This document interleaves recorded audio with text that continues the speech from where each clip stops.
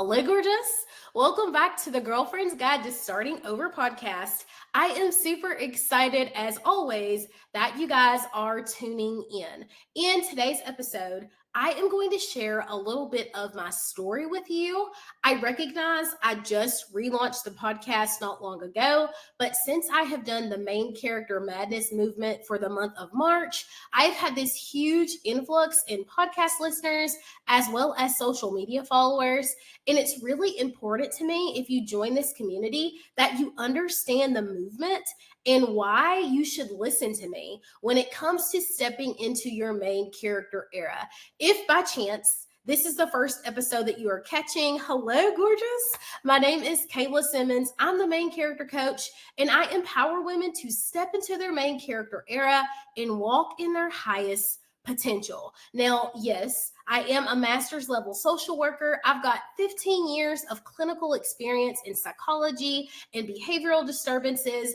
And yes, I'm a certified master life coach. But above all of that, I am a graduate from the School of Hard Knocks, y'all. I have been down through there. Like, life has turned me every which way but loose. And so when I teach you something about setting boundaries, about shifting your mindset, truly like tapping into your identity and walking in confidence, I'm not just telling you what I read in a book. I'm not just repeating or regurgitating some theory. I am teaching you what I have learned from my life experience in combination with what the book says. And so that just sets me apart from other coaches. So if that sounds like something you're interested in, if you want to know more about becoming the main character of your life, grab a pen, let's dive into it, because y'all, this one is going to be so good. Okay. So typically, when I share my story, I start in 2019. That is probably the most notable portion of my transformation, but I don't call myself the queen of fresh starts for nothing, y'all. I have started my life over time and time again. My friends, my family, like, people will tell you, Kayla will put you down and start over. And that's not a brag, and that's not because I'm a person who gives up easily. However, every single time I have been required to start my life over, it has been better than the last version. So I'm not afraid of that. And I feel like that is a strength, right? And so I encourage people all the time, start over. You're not building from nothing. You are building from like experience. So it's got to be better this time, right? So for reference, I do feel like I need to give y'all some cliff notes. So in 2009, I met my ex-husband. We got married in 2011. In 2013, his nephews moved in with us from therapeutic foster care. We were a safety placement. We adopted them officially in 2014. And 6 months after adoption finalization, we filed for divorce. So it was a very volatile, very stressful time in my life. Now, leading up to that, I got to tell y'all, I came from a family where the expectation was excellence. There is no plan B. You succeed, that's it. I am from a merry-go-round town where you go to school, you get married, you have kids, you raise a family, you teach them about Jesus, and that's the rule.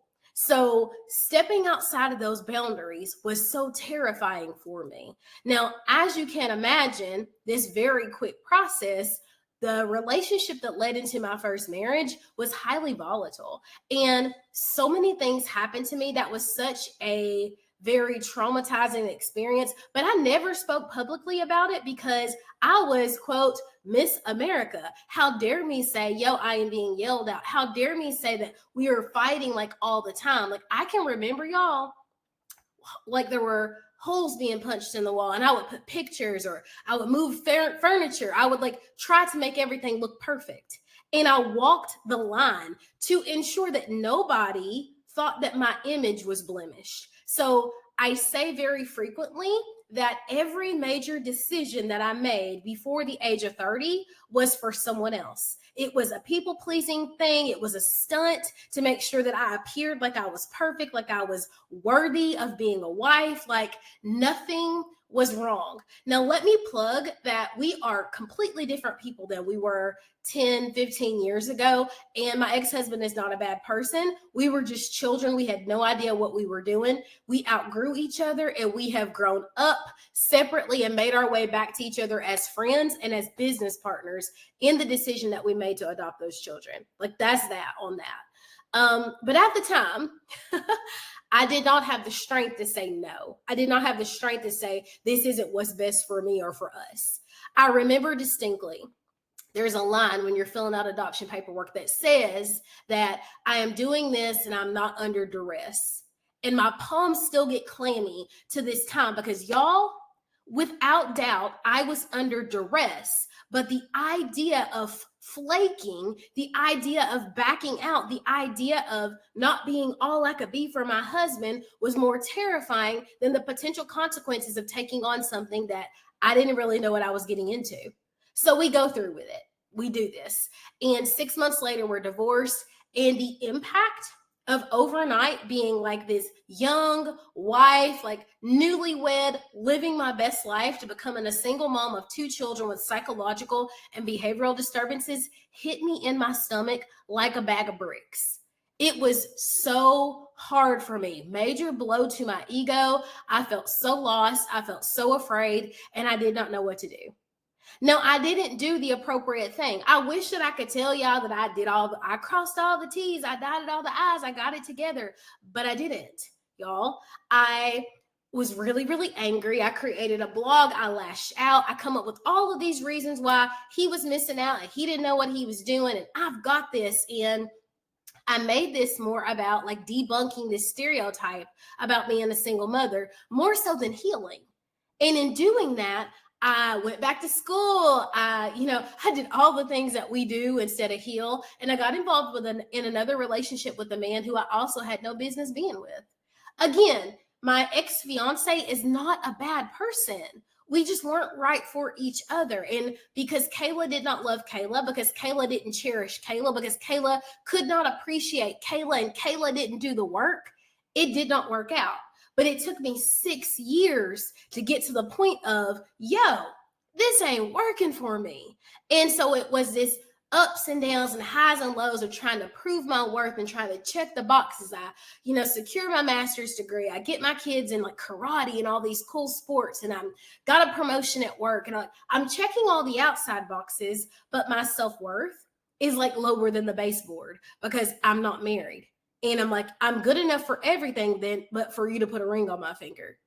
So spring forward to 2019, I get engaged, and I am super excited, y'all. So like life is like wonderful outside of my kids continuing to increase in intensity in these behavioral disturbances. And I'm going to be real with y'all. Like all things were hunky dory, but I think that like getting engaged was a trigger for them. It was almost like, oh my God, like this is serious. Life is about to change for all of us. Let me wild out to make sure you're going to stay. Now, I am going to be clear. I would never fault my children for the demise of my marriage or for the fallout of my engagement. That is not their fault. Kayla should have had better grips on Kayla. Kayla should have prioritized things better so that I could see that I wasn't happy in that romantic relationship before we got there. Regardless, they start wilding and start demonstrating behaviors that are aggressive, that are dangerous, that are a detriment. And me, as a woman, I truly believe that at some point, if possible, and dad is available, that male children should live or spend more time with their dad. So we made a decision collectively, my ex-husband and I, that the boys would move in with him. Okay, so that leaves me and my fiance together. Now, during this same time, y'all, he developed a seizure disorder, like out of nowhere. Now, I will say he was working crazy hours, like all day long, 8.5 hours, and then working overnights and trying to live on like 4.5 hours of sleep. I begged him not to do that. I'm like, I don't need this fancy stuff, like name brand stuff. Like, please just get better. But the seizure disorder resulted in him totaling like 3 cars in a total of 4.5, 5 months. Like, we're down to 1 car. He's angry at me because I won't let him drive my vehicle. I'm like, I don't know when you're going to seize. You're not supposed to be driving. He was non-compliant with medications. It created this uprising in my home like I have never experienced before. Now, during this time, I have finished my master's degree. My kids are not there. So all I have to focus on is all of the things that are falling apart with this relationship. And so in hindsight, we took the quiz. Like, we knew this. I am a physical touch, quality time kind of person. He is an acts of service, gifts kind of guy. So we were ships passing in the night. But all of this brings it to a head because he's like, what do you mean you don't want to come? It's like, it wasn't that I didn't want to come and pick him up, but I'm getting up at 5 a.m, driving him to Brentwood to work, coming back, taking my kids to school in Smyrna, driving to Nashville to go to work all day. Then I have to go to Brentwood and then back to Smyrna, and then been home to do homework and baths. And it was a lot. It was a lot, right? And so at some point, we just realized that this is not working. I'm like, I want to move. Like, either, oh, I know what happened. We also have the pandemic, right? So now people are stuck at home and he didn't want to stay in the house. And I'm like, we should not be like out moving around. Like, you also have a seizure disorder. So like, where are you driving, bruh? It was bad. Okay. So at some point, as we were stuck in the home together, I realized this is not what I want for my life. And so, like, I just say, like, I don't think that we should do that. Like, we really need to take some time apart. And I remember distinctly, he's like, if we're taking time apart, I don't want to be with you at all. And I'm like, bet. Like, bet. Let's not do this. I get my ring back. Whole 9. We call off the engagement.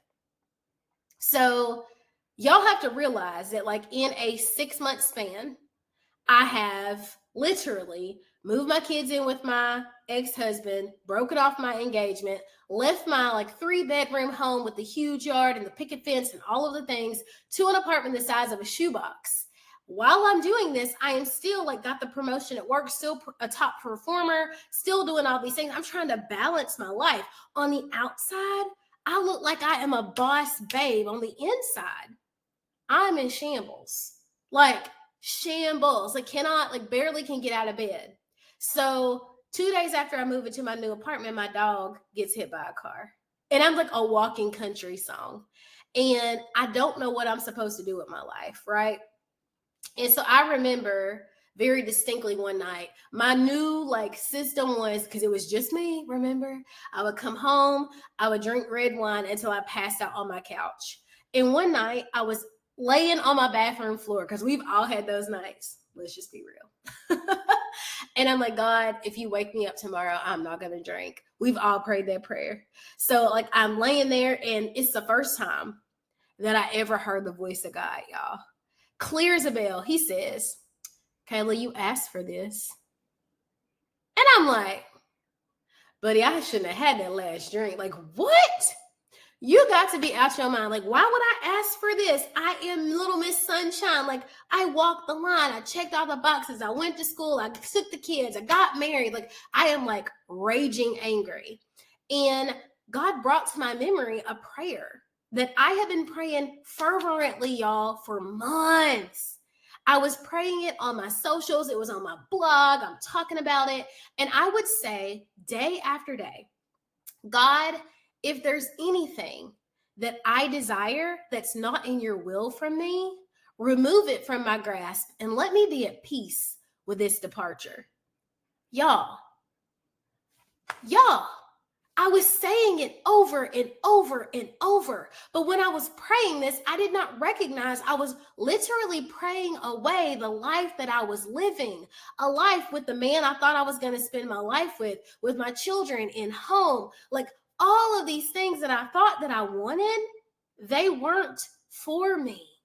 And like, this comes to my mind and I'm like, oh my gosh. And I'm like, well, God, like, whatever you have for me, please reveal it to me. Like, teach me what you want me to do. Like, show me the way. Let me be the person you want me to be, Lord. Like, I surrender, like arms up, like whatever I was feeling in that moment, I knew I no longer wanted to feel like that. And so I woke up the next morning. I enrolled in coaching. It was a femininity coach, and she really worked with me on the way that I was communicating and how many things I was putting on my plate, and truly worked with me on self-worth and self-confidence and recognizing my value. And then I enrolled in therapy, and we worked on boundaries, and we worked on confidence, and we worked on like truly getting to the root of how my inner child had me like desperately clinging to any source for validation, and how I had really put a whole lot of stock into my image what about me being happy? What about my heart? What about all of these things under the, right? Like, please. So I go through this process. And in 2023, so that's 2020 and 2023, I recognized that I was doing a skincare business, y'all. I recognized that a lot of my content was centered around teaching women not to make the mistakes that I had made. It was centered around confidence and boundaries and relationships and drawing a line and recognizing that you are a gift. Like, you are like enough just as you are. Like, you are it's your birthright to take up space. And I was like, you know what? I'm going to get a coaching certification. I was already given the advice. And so I underwent my coaching program. I started applying a lot of the practices that I apply in my corporate position to my own life, and it completely transformed the game. And from this birth, the main character movement. Because like, we spend so much of our lives living for someone else, trying to make sure that everybody else is happy. And in that, I can assure you that one person won't be, and that is you. When I say main character, I don't mean only character. I'm not suggesting that we treat our friends, our families, our partners like supporting characters. But what I do say is that we stop putting our own needs and our own desires on the back burner in effort to make sure that everybody else is okay. It means that we learn to set effective boundaries so that we don't feel abused and mistreated, and we don't feel like people are taking advantage of us all the time. It means you recognize that your value is just as important as everybody else's. I teach women to walk in their highest potential by embracing who they are. I ask my clients all the time, who are you, sis? Not whose mama you are, not who you married, not what family you grew up in, not what you do for a corporate career. Who are you? And then we walk in it. And I get so much joy out of seeing women go after their dreams. I say, like, nobody's going to roll out the red carpet and be like, who do you want to be? What do you want to do? Go. Like, you get to write yourself that permission slip, and I will be your biggest cheerleader as you take on writing that book, going back to school, changing your corporate career, doing something different with your life. So that is my story. That's how I got where I am. Allowing things to fall apart, praying a prayer that I didn't even know how monumentally it was going to change my life, and then being willing to accept the calling that's on my life. Like, that is how I got where I am. That is why you should listen to me. So whether it is in relationships, whether it's in career, whether it's in going back to school, adoption and raising kids, and dealing with all of the co-parenting stuff, like, whatever it is, I have dabbled there, or being in the field for 15 years with thousands of people that I've helped unlock their highest potential.